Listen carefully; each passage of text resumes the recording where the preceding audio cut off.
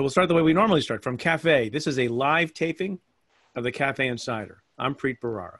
And I'm Anne Milgram. Hi, Anne. How are you? Good. It's nice to see you, Preet. It's nice to see you. Okay, so should we talk about a little bit of news? Yeah. Something we can anticipate tomorrow. There is a hearing in the House Judiciary Committee about the independence of the Justice Department, which is something we're really going to talk about when we get to Bill Barr and my successor, Geoff Berman, the former U.S. Attorney from the Southern District of New York. But tomorrow, there'll be testimony from a few people, one of whom is a guy by the name of Aaron Zelensky, who remains an assistant U.S. attorney. So he's still an employee of the Justice Department, who was on the Roger Stone case and will testify, because we have an advanced copy of the statement and it's been disseminated, where he says, among other things, that Roger Stone was treated in a special way because of his relationship to the president. That's kind of astonishing. What do you make of that? I think it is astonishing. And he said that he was told that by his supervisors of the U.S. Attorney's Office. What I think is really important about it is, I think, you and I were putting together the pieces, and I think all of us have been reading the articles and watching the news and sort of putting together the pieces, that it appeared pretty clearly that there was political influence being exerted. But there's something totally different about having somebody walk in or zoom into a House hearing meeting, raise their right hand, swear an oath to tell the truth and to say that. And we kind of knew it, but I think it's really different when you hear someone like Aaron Zelensky, who's a very accomplished, well-respected prosecutor, yes, walk in and say it. Should I read from this part of the statement says, this is awkward because usually you don't see me looking at my notes. It's a video, so I'm going to try to do this in an elegant way. He writes in his statement, what I heard repeatedly was that Roger Stone was being treated differently from any other defendant because of his relationship to the president. And he also says, or will say, I was also told that the acting U.S. attorney was giving Stone such unprecedentedly favorable treatment because he was, quote, afraid of the president. So that's pretty damning stuff. My question that I will mention here and that I posted on Twitter is, it's kind of a very passive voice. Like, I heard, I was told, who told you? How did you hear? And I don't know if that's a function of not wanting to say now in advance. And will he be prepared to answer those questions tomorrow? I guess it's his immediate supervisors. It's kind of weird, right? The passive voice. It's weird. And it does feel like maybe part of it is that tomorrow he'll be under oath and compelled to answer those questions. And today, and even in the statement, it feels sort of more voluntary. And maybe he just doesn't want to name those names. Or maybe he hadn't gotten a chance to talk to them yet. But obviously, I think he's going to be asked those questions. And frankly, I think he needs to answer those questions of who told him. Otherwise, I think it would lack some credibility, right? I mean, yeah. Look, you can't basically walk in and just say, people told me. You have to say, like, I was in a meeting. You have to say, I was in a meeting, we were discussing it, and here are the three people that were in the meeting. Right. It's like what Trump says. Like, people are saying, sir, you were excellent. By the way, just so if you were, somebody asked the question that I think is very important. Jessica wants to know, how do you get your kid to bed at 7:30? Oh, I don't. I mean, pre-pandemic, we were like trying for 7:30 and getting to 8 o'clock, but now. Do you put NyQuil in the milk? No, but now we are more like 8:30, and then every once in a while, he'll peek his head out later. In fact, we were watching the last Star Wars movie recently, and all of a sudden it was like an hour after he'd gone to bed, and he heard the music, and all of a sudden you see like this, these little feet pitter patter come out and say, "Is that Star Wars?" Let me ask you a question, Preet. Yeah. I'm ready. I am ready for your question. You're running. Wait, hold on. No, I'm not ready yet.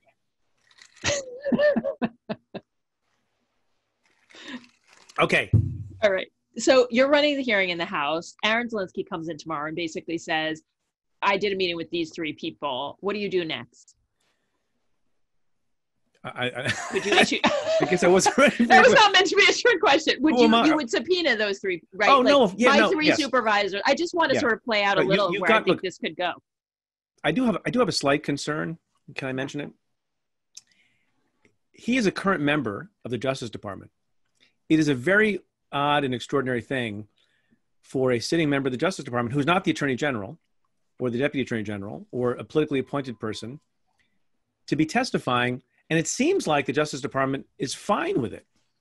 And I have a kind of a mild cynical theory, which is maybe they're fine with it because they think he's not going to be a good witness. I'm just speculating. He might not be a good witness, and the Republicans are going to be able to successfully and effectively attack him as, a biased Mueller prosecutor. I don't know. Don't you think it's weird that there has not been more of a fight to prevent Aaron Zelensky from testifying? There's something odd about that. Yeah. I mean, look, I agree with you. I also think there's a real question of is he technically a whistleblower because he is a current employee?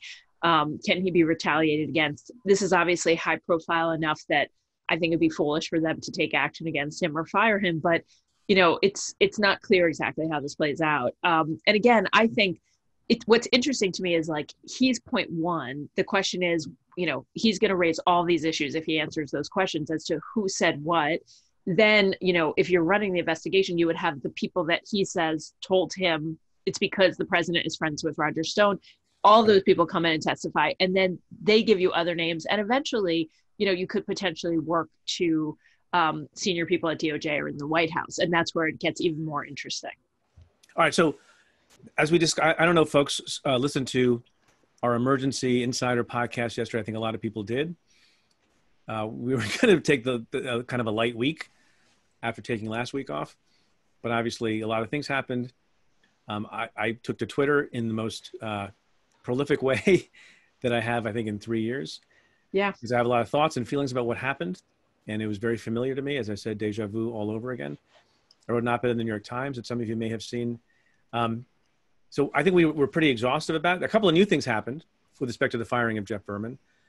One is there was a report in the Wall Street Journal, I think also matched by CNN and some other outlets, that one of the things that made people at the Justice Department angry at Geoff Berman, the sitting U.S. attorney last week, was they wanted him to sign on to a letter that also would be signed on to by the chief of the Civil Rights Division, basically calling Bill de Blasio, the mayor of New York, on the carpet for taking one view when Orthodox members of the Jewish community were congregating and in close proximity, and having a different view and churches. So when it was a religious, gathering, and being very tough about it, and having a much more forgiving view when there were all these protests in the aftermath of the killing of George Floyd. And according to the reporting, they wanted Geoff Berman to sign on to that letter. And whatever you think of the merits of that standard, if it was a double standard or not, we can, people can have their view of that. Geoff Berman, according to the reporting, thought it was a political stunt and wouldn't have signed on to it. If I had been the U.S. attorney, whatever view I had personally about whether or not that was a good policy and whether or not I approved of what the mayor was saying about it, I also would not have signed that letter. Would you have? No. Yeah. And I think that this is maybe lost a little bit in the media conversation, but the letter felt extremely political to me, and U.S. attorneys bring cases. They generally don't speak outside of a case. And so, Bill Barr could sue on civil grounds. The Department of Justice could bring, if they thought that they had a legal action, they could bring a case. But for the sitting U.S. attorney to sort of get in a fight with the mayor in the city, and just sort of throw a political elbow, just felt to me, and it doesn't appear to have been more than just saying that you're doing a terrible job and creating a double standard. And look, if Bill Barr feels that way, bring a lawsuit, litigate under, is there discrimination under the application of the laws, and religious organizations are being treated differently. That's how you handle it. But I would never have signed that letter either. Yeah, look, and I have no idea if that was the thing that caused Bill Barr to say this guy is not a team player, and they otherwise had plans to get rid of him. But doesn't it feel like it was just one of many things? I mean, it feels weird for that letter alone to have been it, but it feels like if there's all these other things, right? Look, this is in my view, this is a pretextual presidency, right? On matter after matter after matter. And we're going to get to the Supreme Court cases, hopefully, if we don't run out of time, where the Supreme Court itself called out this administration for operating on pretext. But clearly, President Trump doesn't like the Southern District, doesn't like how Geoff Berman has been running the show, doesn't like the fact that he recused himself from the Michael Cohen case. There's all these things that he hates that SDNY is doing. And then they come up with this cockamamie story that, a smart lawyer, but an unqualified person for this position, who's a chairman of the SEC, he wanted to move back to New York, and we thought we'd, give him an opportunity. So we're going to fire the guy who's doing a good job and is investigating all my people and stuff. And that's our innocent reason. By the way, it's my understanding Jay Clayton, the chair of the SEC, because of the pandemic, has mostly been working from New York already for months, and no one is going back to DC, and he can remain working in New York for months, probably up until the election. So it's a made-up story. It's a pretext, and I don't know if this is going to make a difference. And I'm seeing some people note in the chat, is this going to make a difference? Are people going to care? Is it going to matter?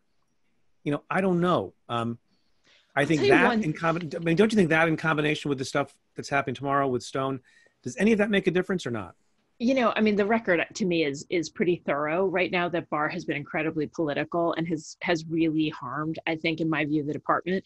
I guess the question is, you and I have talked about this. There's an attorney general has not been impeached. And so usually if there's something wrong, they could be fired, or the president can switch attorneys general and ask for their letter of resignation.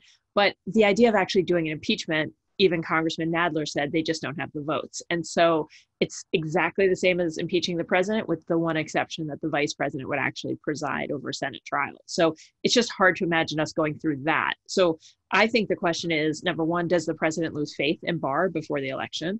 And number two, is there sufficient political pressure from the House hearings?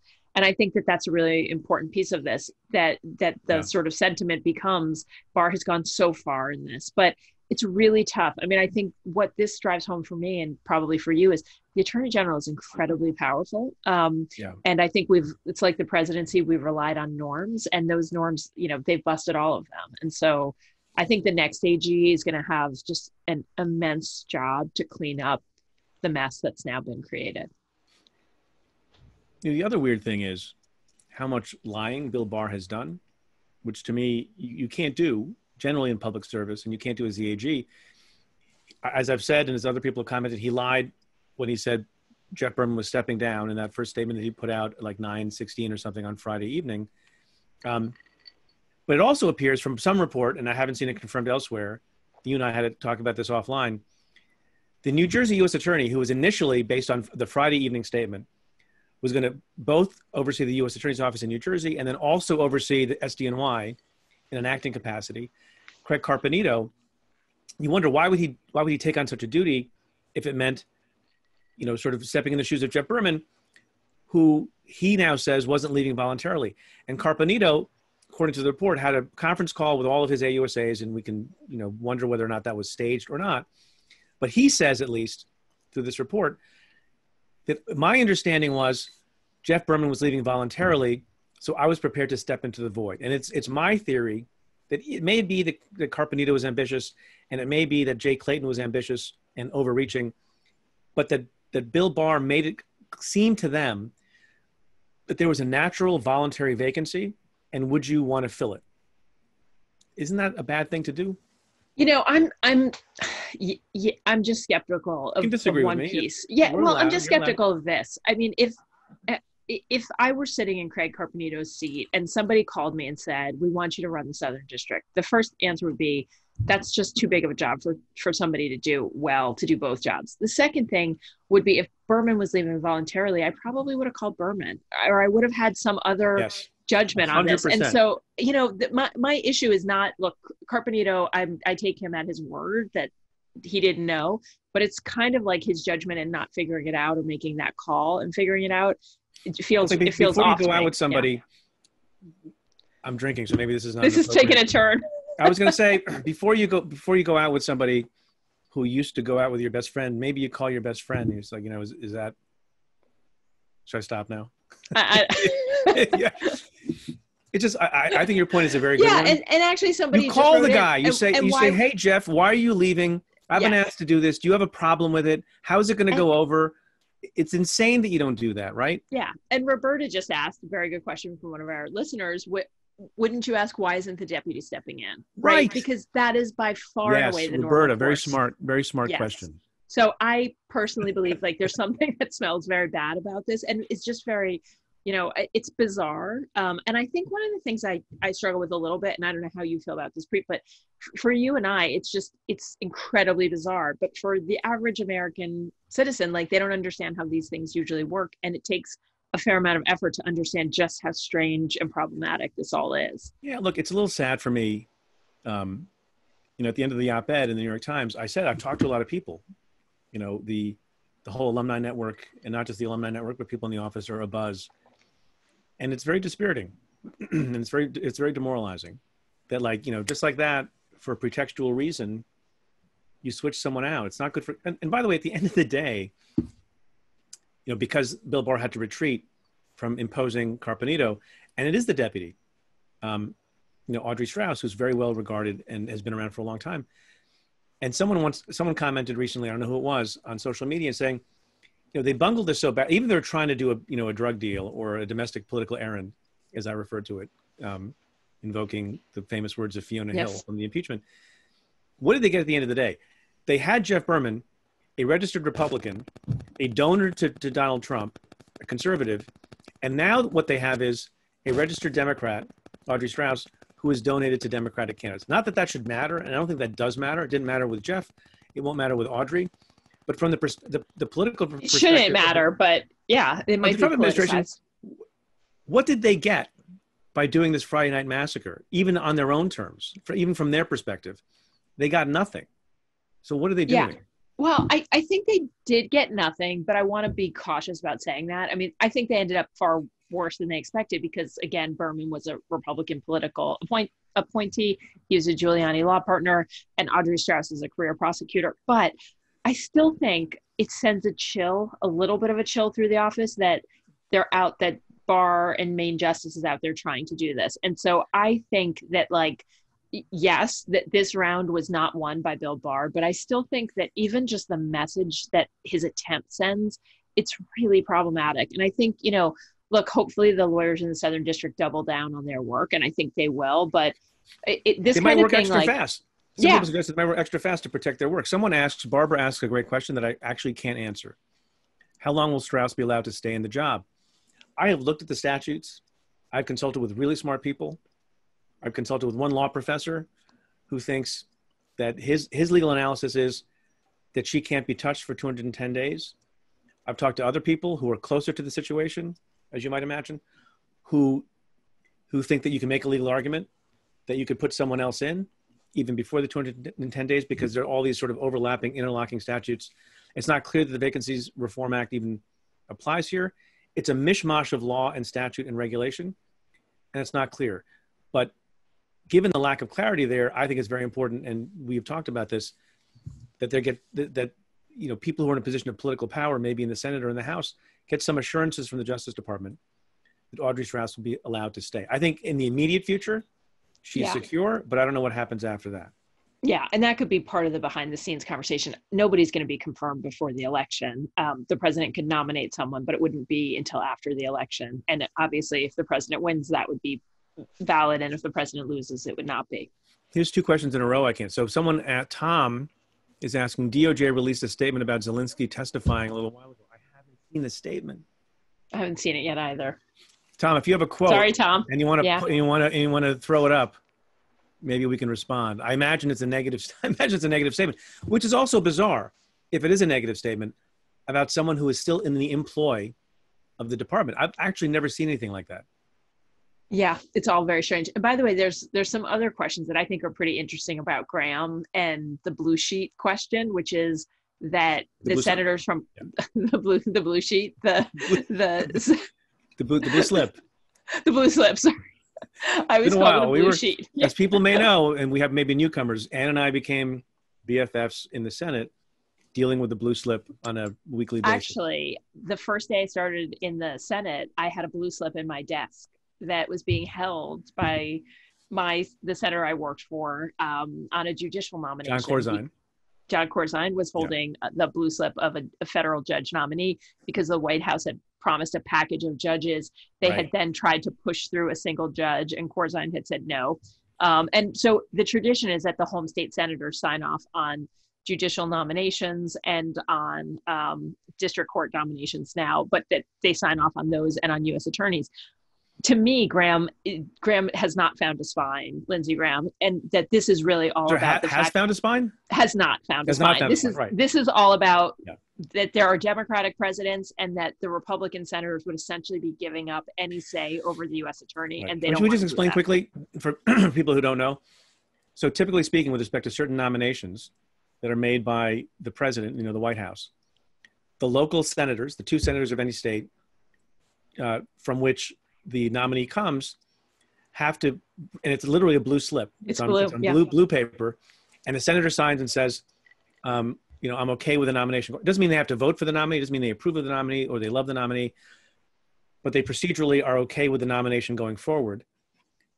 And typically it's been the case in the Judiciary Committee that a chairman will not let a nomination proceed if one of the 2 senators does not return the blue slip. So the 2 blue slips come back, they can schedule a hearing for the nominee, whether it's for the district court or the U.S. attorney or whatever else. And that hasn't been a time, you can say it's a little bit crazy, one might argue, to give so much power to local senators. It's a matter of respect and tradition. That has been respected still because, as you say, what goes around comes around. The way in which it's not been respected in recent times is with respect to a circuit court nominee. Remember, a circuit court covers many jurisdictions and often many states. And I think this happened for the first time under McConnell, but I haven't looked at it recently. Yeah, I think so too. They will proceed on a circuit court nominee, even if all the relevant inclusive state the senators from the states do not return a blue slip. But, a senator has the ability, whether it's a Democrat in a Republican administration or vice versa, to stop the nomination. One senator to stop the nomination of someone from becoming a district court judge or U.S. attorney. And so I agree with you. I think it's something Lindsey Graham knows that the Senate might not be in Republican control next time around. And he's going to want to have the ability to block, in his view, bad nominees in South Carolina, right? Yes, definitely. Anything else about Berman? Anybody else want to talk about Berman? Let's see. Or we can move on. Today, so we move on? Let's move on. Today is the publication date for reasons that are not clear to me, but, I can plug the book again. So I wrote this book, and all books for some reason in America come out on a Tuesday, and today's Tuesday. Today is the publication date of John Bolton's book. That's right. In the room where it happened. So there are a lot of objections people have to the book. I think the most poignant objection is that he stole his title from the song of Lin-Manuel Miranda from Hamilton. You probably have a more substantive critique. No, I agree on the title. The first time I heard it, I was like, oof. I've also read a bunch of criticisms of the sort of 500 plus pages of writing. I mean, look, the boring, thing right? People say boring. Yeah. What's so interesting about Bolton, and I think, obviously this whole debate is framed by the fact that he was asked to testify during the president's impeachment. He had incredibly relevant knowledge. He now confirms in the book the efforts to get Ukraine to basically provide information on the Bidens. And so, he should have come forward, and he didn't. And he played this game with, I need to be subpoenaed. Obviously, he didn't come forward until it was with the Senate. The Senate is Republican run. They were not going to issue those subpoenas. And so it really is, it's like a fake argument of I was willing to testify. It feels so like false and just like obviously like. Although he has said, apparently he's been doing these interviews and he has said, look, I don't know why folks withdrew the subpoena. I just wanted, the court to sort of weigh in on this. Right. We have a non-substantive question about Bolton. I have some other things to say about Bolton too. So this is the one quick non-substantive question, because that's pretty much how I'm feeling at the moment. Isabel from Floral Park, New York asks to you and me, will you pay for Bolton's book or take it out from the library to keep him from profiting? That's my plan. I agree with you. I will not pay for his book. And in fact, I have a big stack of books, even though I do not display them. I have a big stack of books to read. It's hard for me to think that I'll get through all 500 pages of that, but I would, I'm not paying for it. By the way, the one thing I think that John Bolton's book proves is that he and Donald Trump deserve one another. And I want to give you my argument for why that is, if I can. Okay. They're both terrible in different complementary ways. But here's what's interesting. They kind of also play ball the same way. So Donald Trump gets subpoenaed. The administration gets subpoenaed by Congress. And they basically just say, no, we decide. Like, it doesn't matter whether or not you have a lawful claim. We're deciding we're not going to do it. And John Bolton is in the middle of the pre-clearance review for classified information on his book. And then he just decides, like, you know, forget it. I don't play by your rules. I play by my own rules. I'm going to put the book out. And so, like, it's kind of a very Trumpian move to basically say, like, I don't report to you. So, you know, it just feels to me like two peas in a pod. So there are two issues, right? One is whether or not it would be permitted to be published, and the other is whether he can profit from it. Right. So on the first, you know, there's some fault on the part of the administration, right? They kind of, I think, understood. I think they couldn't do much about it because they moved very late. They've known about this book for a long time. On the other hand, you know, John Bolton knows how it works. You know, my book, right. Have I mentioned my book today? This one. It's a big book. It's a big Doing Justice book. And in fact, I have like 3 copies. I don't have them here though. Otherwise I would pull them out. You were featured in the book, Anne Milgram. I put it through pre-publication review, even though I had nothing even remotely classified in it. But I think you do it because I used to have, you know, obviously the highest security clearance you can have. And I don't know what I would have done if they decided to screw with me, which you always have some concern about that, but it's supposed to be a very sort of professional process. But I got my letter back in the 30 days saying, you know, we see nothing here that's classified or problematic. And it was intended not to be that kind of book. Yeah. John Bolton, you know, people who are supportive of him say, well, the career person who first reviewed the book said, I see nothing classified here. And then it went through a further review by someone higher up who people are who had not been trained in pre-clearance. So it does smell fishy. But the problem is with everything this administration does, if you could trust their good faith, it happens. I've seen a lot of authors who have been in the intelligence community say it didn't take 30 days. It took a number of months, and they didn't think they were being screwed with. They just had differences of opinion about what was, you know, top secret or SCI or whatever, and they would take stuff out. The problems with this administration, you just can't know. But John Bolton undertook a risk when he decided, screw it, I'm going to publish, even though I didn't get that final letter, the kind of letter that I got and so many other authors get. And I don't know what you think. It sounds like the judge has said there's a real possibility that he will never profit from it. In some ways, that's maybe the best possible result. Everyone gets the critique. Right. Right. And, you know, he got a $2 million advance. And look, part of why he got that advance is that he was pushing hard to get it out, to sell it before the election. Right. And so there's no question that it wasn't that, you know, and look, probably the administration would have approved it the day after the election. They might, if this was political, they would have been holding it for that. What I think is, you know, and we talked about this the other day, but it feels to me like, you know, it's a legitimate thing for John Bolton to say, you're playing politics with this needs to be approved. And then to sue them, to sort of push their hand a little, to sort of just go out and release things without getting sign off. And he was, you know, a very senior intelligence official in the administration. It doesn't feel right to have done it like that. But, you know, again, I don't discount that there are politics being played. So through the miracle of technology, our wonderful team has found the DOJ statement on Zelensky. So let's just go back to that for 1 second. And put you on the spot like they sometimes do on CNN, where they, like it happened to me on Friday. They were reading Geoff Berman's statement about, you know, being defiant. And I didn't have a chance to like call smarter people and say, what is this? What does this mean? So the Attorney General determined blah, blah, blah, blah, blah, blah, blah, blah, blah, blah. Notably, Mr. Zelensky, a line prosecutor, did not have any discussion with the Attorney General, the U.S. Attorney, or any other member of political leadership at the department about the sentencing. Instead, Mr. Zelensky's allegations concerning the U.S. Attorney's motivation are based on his own interpretation of events and hearsay at best, not firsthand knowledge. So it sounds like they're going the route of, you know, one of the observations I was making earlier. I heard that, I was told that. I mean, I hope and trust but that was just for his written statement. And tomorrow, when he's asked more pointed questions by the committee, he will say, what do you think? Right, but there is, like, they're playing what I think is a very dangerous game. So we already talked about, but just to play it out a little, he goes in, he testifies and says, you know, Preet and Anne were my supervisors. They each told me that this was coming from above, that there was politics at play, that Stone is a friend of Trump's. Then the committee has to subpoena Preet and Anne to come forward. And the question is, what do Preet and Anne say under oath?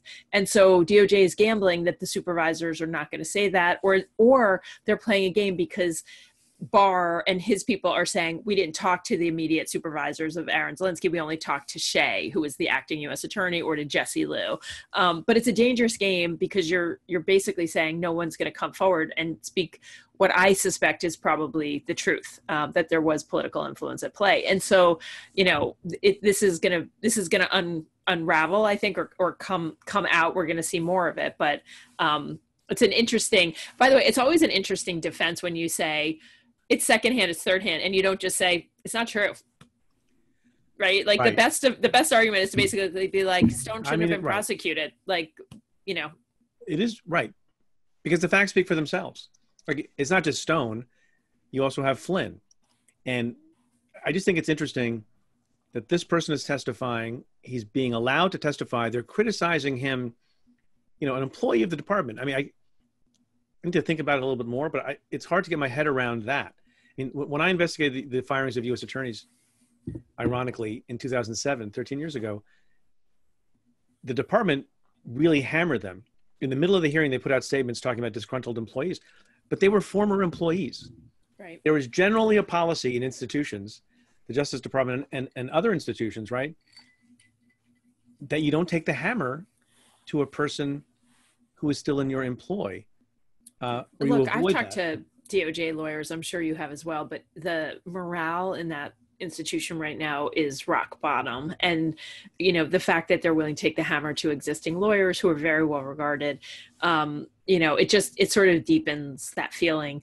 And look, I personally think, you and I have talked about this a little bit offline, but I personally think that the next AG is going to have an incredibly difficult job to basically rebuild just the institution and trust in the rule of law. So I think this is. One thing we should say about, look, everything we've said, I think, supports the idea that whatever you think of Aaron Zelinsky, it's kind of a brave and courageous thing to do. Like, it's hard to come forward and say the truth that will cause you to be vilified, perhaps retaliated against, spoken ill about. When you're outside the institution and you've gone and you've moved on. So I think he's a brave guy, and I agree. I'm worried he's going to get punched in the head verbally by the Republicans, but you and I will be talking about it next week. Here's a question about Bolton that we got, and we can move on to the Supreme Court. Margaret, in Evanston, Illinois, great town. Do you expect Congress to follow up on the allegations in John Bolton's book? So Jerry Nadler said something about this. What do you think? I mean, in some ways they should, but it's also very hard at this point, right? Like, they've gone through impeachment. The president was impeached and then acquitted. And so it feels like at this moment in time, it's really hard to go back, but it also feels really bad to let this go, particularly the allegations that Trump was trying to influence the Chinese president to get him to buy soybeans so that, Trump would do better with farmers and would win the election. And right. That, someone who saw an unredacted copy of the manuscript basically said that Trump said, it will help us win. We want to win. And it's just, that sort of shameless politics over what's best for the country. I mean, I think it's really important to have a conversation, but I sort of feel like that ship, I don't know if you disagree, but I sort of feel like that ship has sailed in some ways. And that there's a clock. The problem is there's a clock, right? And it's the height of richness for a guy like John Bolton to say that the House committed malpractice, impeachment malpractice, because they didn't pursue certain things that he was in a position to talk about. Right. And remember, I think one of the reasons that Mueller disbanded the office and put out his report when he put it out was he was looking at that clock and he thought there was a political clock. And I want to be out of business and not have anything to do with this way in advance of the election. And, I think we actually talked about this, the idea that what would happen if Donald Trump does other impeachable stuff, or right. There's a discovery of other impeachable stuff on the eve of the election. You can't really do anything about it. And they look kind of feckless. I feel a little bit bad for them. They look kind of feckless in the face of other evidence, not doing anything. But at the same time, what are they going to do on the eve of the election? By the way, having already tried and failed right. in their attempt, right? So yeah, it's very tough. Not a good position to be in. But I do think, for what it's worth, the hearings for Barr and for the Department of Justice are essential. And, this conversation has to be had publicly and has not been had yet, in the same way that, you get the ability to subpoena people, it's just a different conversation than all of us are having outside of that forum. Do you think, since we're just among friends, just a few hundred, just us, few hundred close friends who won't tell anyone what we're talking about, do you think that the House committee is capable of handling this in the best way? It's an interesting question. I miss Adam Schiff. Yeah. I mean, I don't know, right? And I think that I hope they are, because I think, if there's anything we've seen, it will take really, this is a fight. And even this conversation tomorrow has to be done well. And I would like them to see them use litigators, people who know how to ask all the follow-up questions. And I agree with your read on the statement, which is that there's a lot of questions I would like to have answered. And so go down there tomorrow. Let's go. But yes, we'll go down. But yeah, I mean, I think it's an open question as to whether or not they can be effective. And they have to be effective, because otherwise, Congress loses credibility to ask these questions. And I think a lot of people are reasonably asking, like, why are you firing, someone who they thought he was competent. They are willing to put him in the civil division or the SEC. And so that, and then the Stone piece as well, I think has to be answered for. So, okay, let's talk about the Supreme Court of the United States of America. So 2 decisions last week. One having to do with discrimination against the LGBTQ community, and the other having to do with DACA, which I guess we didn't get a chance to talk about because we were off last week. The funniest thing that someone said to me that I saw people saying about the first decision, which I think most people on this call would appreciate and be in favor of, because it outlawed discrimination against members of that community, was, is this a joke? I've forgotten how to process good news. There's so little good news. I don't even know how to think about this good thing. Yeah. 6-3 opinion, right? John Roberts siding with the liberals, and the opinion written by Neil Gorsuch. Yeah. Were you stunned by it? Yeah. I mean, yes. I mean, I think what most people would say is that they felt like, and so this whole question falls under the Civil Rights Act of 1964, and which prohibits discrimination based on race, national origin, and gender, and sex is what it says, because of sex. And so this question is, can you fire someone because they're gay or transgender, and does that constitute sex under the meaning of the statute? And so I think, look, there has not been a big decision by the Supreme Court on this since Kennedy was on the Supreme Court. And it was fair with the shift in the justices, particularly under President Trump, to really, I think, believe that it was possible that the Supreme Court was going to say that it's okay to fire people for being gay. And it feels so crazy to say that, but if you'd asked me, I would have told you I didn't know what the Supreme Court was going to do, and that it was possible we were going to get a bad decision. I totally agree with the decision. I think it is 100% right that obviously you should not be fired because of your sexual orientation. And so what is interesting, though, and I think the Chief Justice, and like my big takeaway from this week, is how savvy he is in many ways. Not only he and Gorsuch both join it, they basically say like this is included, and they're also a little Gorsuch is a little cute in that he says, I'm just speaking to termination. I'm not speaking to whether you can put these other restrictions, right? And so I think we should watch for a lot of litigation around other restrictions, not firing people, but, other restrictions on people's employment. But what's really interesting is that the Chief Justice, when the Chief Justice is in the majority, he assigns who writes the opinion, right? And so here he assigned it to Gorsuch, who is one of the arch conservatives of the court, and he writes the majority. Yeah. Eliza comments, now it's scrolled up. I don't believe that Gorsuch and Roberts are leaning to the left. I agree. People should understand that this opinion from last week is not about the Constitution. It's not about a protected right in the structure or language of the Constitution that says you can't discriminate in this way. It's a narrow decision based on what does it mean to not be able to discriminate on the basis of sex. And some of the conservatives and other people who are against this view have taken the position, well, the statute says race, national origin, sex. It doesn't say sexual orientation or gender identity, etc. And just if I could take a minute, for people to understand how Gorsuch looked at this, he said, look, it's not the orientation of the person that he was focused on, as I understand the decision. He's like, look, the conduct of people, if you have a person who engages in sexual conduct with a woman, or is attracted to a woman, and you have two people who feel that way at your company. You have a man who's attracted to a woman or engages in sex with a woman, and you have a woman who's engaged in sex with a woman.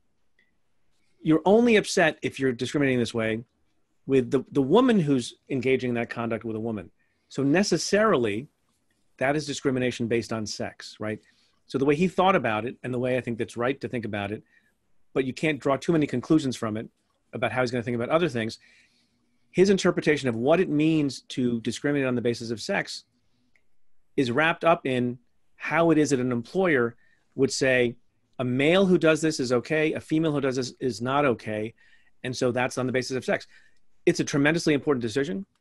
It'll make a lot of people's lives better and protect them, but I agree with the people who say I wouldn't predict too much in the future about Gorsuch becoming, a bona fide liberal. 100%. He is not a liberal at all. And I agree with you. This is one of the decisions that I think is right and should be that way. And, but it didn't necessarily, it wasn't a foregone conclusion it was going to come out this way, but I agree with you completely. And it's pretty narrow. It is very narrowly drawn. And so is the DACA decision, which we should also talk about. So a few days later, another good decision, 5-4. What'd you make of that? So again, I think, the Chief Justice is very clever. It's the Chief Justice and the 4 liberal justices on the court. Is he clever, or is he also, do you think he's annoyed? Do you think he's pissed off? So it's interesting. I mean, yeah, yes. And, it's essentially a finding that the administration did not follow the Administrative Procedures Act when they basically made this change, and they decided that they would cut DACA, which of course protects the 700,000 Dreamers, the kids in the United States, and basically says that they couldn't be deported for a period of years. And so what he says, and what I actually find incredibly troubling, is that the other 4 justices, the conservative wing of the court, were fine with just sort of saying, you don't need a reason, I guess. But what Roberts basically says is, under the APA, it can't be arbitrary and capricious. You can't just walk in one day and be like, I'm cutting this rule, or I'm changing this rule. It has to be a reasoned decision, and you have to be able to support that it's a legitimate reason and basis, and that the administration just failed completely here to do that. And so Roberts, it's very narrow. It basically means that, and it's clever. He also basically sort of leaves on the table the ability to restrict some critical parts of what DACA has offered, including employment. And so it is by no means, it's sort of a delay on the outcome of this. It's not the final word, because the administration can now go back, make a reasoned argument for why they want to change DACA. And I think, potentially if they follow Roberts, instructions, then they're going to have the other 4 Republican justices ready to sign on. They would sign on today. All people need to do is sort of, follow the APA. And so it's a decent decision right now, but it is in no way the end of this conversation, in my view. But it points to an endemic problem with this administration. You and I have talked about this many times. It's like the pretextual presidency, right? Yeah. In so many different ways. We talked about it already with Geoff Berman.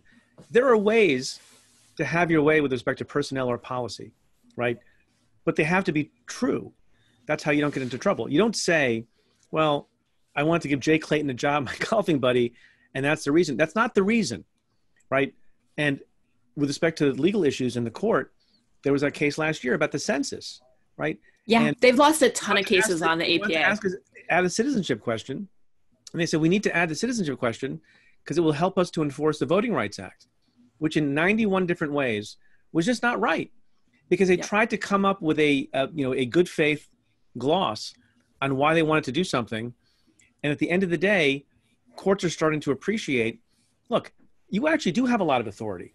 The executive branch has a lot of discretion to do a lot of different things and a lot of power, but you can't make up the reason why you're doing it. Like, it goes back to the firing of Jim Comey, which again, you can have an agreement or disagreement with the decision, but it proceeded from a complete pretext, right? Rod Rosenstein wrote that memo that said, Jim Comey is fireable because he didn't treat Hillary Clinton well.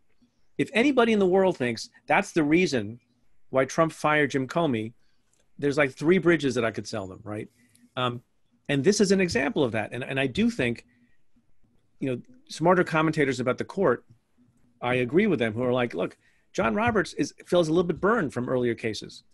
And if you're going to do something, you have to be truthful about your reasons, right? Again, it's not so much of a swing to the left with respect to Roberts here. I agree. It's about basic honesty in why you're doing certain things, right? Yeah, he had that great quote about, make square turns when it comes to the public, right? And basically, like, you got to be straightforward and do it correctly.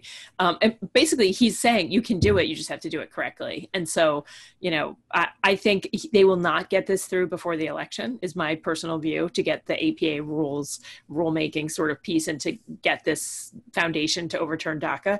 If Trump wins election, they will absolutely do this, in my view. If he does not win election, then I think, the conversation can change. But, this is an absolute example of something we've seen a lot, particularly in environmental cases, the census case, where they have just literally not adhered to any of the rules around how do you make regulations, how does the executive branch act. They've just literally tried to push through whatever they want to push through, and the courts have generally rejected that pretty overwhelmingly. We got more decisions coming up. We're awaiting the decision on the documents, the president's documents. Do you have a prediction? Oh no, I can't wait to hear that though. Look, I thought the Manhattan DA's lawyer did a great job arguing it. We'll see, but I'm very curious to see that. Some people are pointing out in the chat, a little bit we're saved. If you have the point of view that we have on some of these issues, we're saved by the fact that a lot of the lawyers arguing are kind of incompetent. And they're not doing a good job, and they're kind of lazy in their arguments. Look, I worry all the time, what if this, what if the president isn't actually the worst example of this, but this is a test for all of us in our sort of civic democracy. Because he's sloppy. This was, any good lawyer would say you can't do it this way. You're not going to pass judicial muster, or you shouldn't pass judicial muster. And so, What else do you want to talk about? So we started late, so I guess we should go for another few minutes to give people. Yeah. Let me look at there are any other good. I'm looking at the chats. Now's your time. We're running out of time, guys. So a couple more questions. Let's see. Wow, they're coming in. Now they're coming in really fast. What are you watching? Should we update folks on what we're watching? So I started watching Watchmen on Juneteenth, actually, which I'm finding excellent. Also, it's going to places that I don't fully understand. Watchmen is amazing. I haven't seen it. I started watching Fauda. What's Fauda? I stopped. I don't know. Fauda is excellent, as people are saying. It's about sort of it's set in Israel, and a lot of with the Arab-Israeli conflict, and dealing with terrorism in that part of the world. And but it's all subtitles. And the problem for me when everything is subtitles, now people makes you go to sleep at night. It's not that. I multitask. Sometimes I'm texting you, Anne, while I'm watching a show, and if I can listen to it, that's fine. But every time I look down, and I also need to see if Trump is anything crazy. If you're looking down at your phone while you're trying to watch the show, you can't do it. You can't do it. Although I watched Narcos, I think since last we met, which is some subtitles and a lot of English. Narcos, I think, is excellent. Pablo Escobar. What are you watching? Someone just recommended a show to me, and I mentioned it to someone who told me it was the best show they watched this year, and now I can't remember the name. That is the most unhelpful thing you've ever said. I know. I can tell you what I'm watching. I know. Helpful. I'm gonna find Fleabag. I've seen Fleabag. Was it High Fidelity or something? No, I'm not. I don't remember. We have a lot of Fleabag. What does that say about our listeners? So we've been watching the latest season of Bosch. I have not seen that. Sort of detective show. It's fun. Unorthodox. I watched a lot of subtitles. but I watch unorthodox. Bosch. Somebody's given up for Bosch. I will also say that I don't have I read and I fall asleep. So I do not feel that I've been taking as much advantage of the pandemic binge watching as I should be. Homeland, are you still? So I kind of stopped. It's over, right? Yeah, we stopped before it got to the end. Seasons ago. Is that bad? Are we bad people if we stop watching Homeland? No, I feel like I need to write down all these recommendations though, so I have my list. A lot of times we'll be like, "What should we watch now?" And we'd have no idea. Taste the Nation. New Perry Mason. So the new I want to watch it. Yeah, was on in the background, and it was like I wasn't sure what it was, and all I saw was like lots of people dying. I don't remember. Really? I saw a lot of death. The original Perry Mason was not about that. I used to watch it with my grandma, and in fact, I bet a lot of I wonder how many lawyers went to law school because of Perry Mason or LA Law or all the subsequent. Someone asked whose name I can't pronounce because it's 7. Oh, it's just a number. How realistic? Oh, Money Heist. Money Heist. Someone just said someone just said Money Heist. That's the show someone recommended to me. Oh, I don't know that. Thank God for you guys. Can you text that to me later so I remember? I will. But someone said it was like a live podcast right now. Money Heist. That's it. And that's Mary. Thank you, Mary. Whew. All right, so we're coming close to the end. Do you have any words of wisdom for? A lot of folks have asked about elections, and I think we're going to have to spend some time and some of the insiders talking about it because there were elections, primaries in lots of states today in New York. Yeah, not New Jersey. Yep. I voted. 3 members of my family voted. Only the people who were over the age of 18 voted in my family. We have a big. I like that you had to qualify that as well. Like all of us were thinking, did you have your 6-year-old talk about vote? Voter fraud, and so we don't do that. We only vote legit. And I'm not going to generally talk about my voting decisions, but very important race, Westchester DA. Oh, definitely. My friend and former colleague Mimi Rocca, running in the primary. Also my friend and someone I love. Yeah, our friend. So I was texting with her. I think she got a lot of support. We'll see what happens. It's hard to unseat an incumbent. Very much, but and Kentucky, I think there were some problems with polling in Kentucky, right?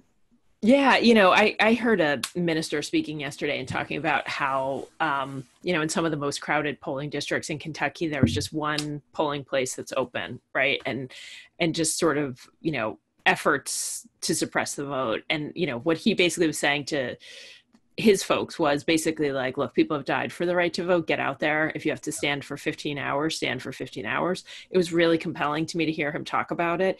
But I really ultimately believe, like, how is it possible that we're living in a country in 2020 where that's happening? And so, I hope that the lawyers get out. I hope that, I understand if you have to wait 15 hours, you will, because it matters so greatly right now, but no one should have to. So there's that concern.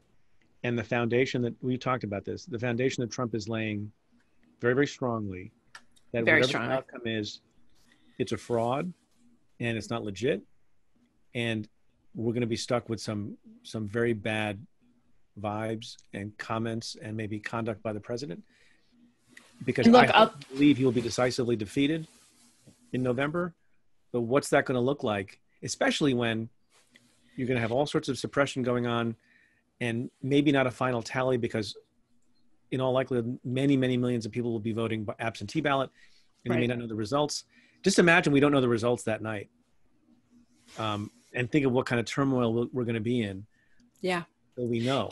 Can I bring this back to Bill Barr where we started, which is, here's my fear. Look, I think Barr is going to get pressure from the hearings this week. There's pressure on him. Lots of people are calling for his resignation, but I don't think the president will let go of him because I feel like DOJ oversees the voting rights section. And, at the end of the day, the president is going to want Bill Barr in the Department of Justice when the election comes in November. And I worry a lot about the integrity of those decisions. And so, I did election work, for the Corzine election. I think it was 2005, 2006. And, it's a real thing, even in states that have good laws, like it's a real thing on sort of voting rights. And so we are really far in this country from where we need to be. Vote. Don't forget to vote. Let us know your thoughts. There's so many comments coming. It's really hard to.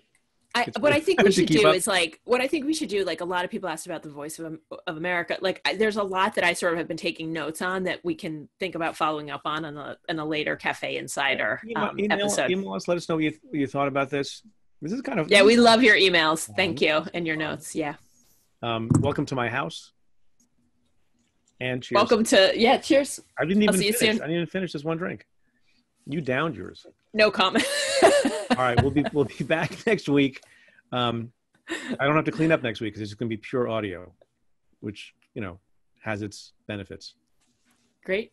Thanks, I'll see guys. you soon. We love you. Bye. Thanks, everybody. Thank you so much for joining.